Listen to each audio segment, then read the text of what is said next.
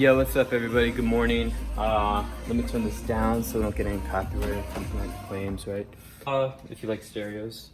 Yeah, so basically this is gonna be the first video for both Range Rovers and Tuned Mercedes, Off-Road Rover and TunedMercedes.com. I guess I did the, car wash video. That could be both, to be honest, but this one is about 3D printing. And 3D printing is really cool because it allows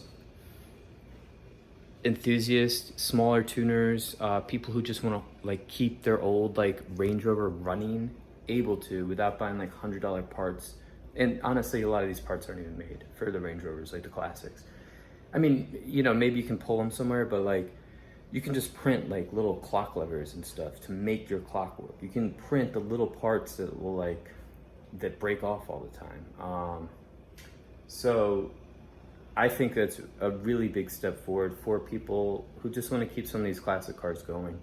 Also, you can print with I don't know, there's some sort of carbon fiber type filament that's reinforced that you can also make, air intake stuff and things for. I've seen VRP Speed do that.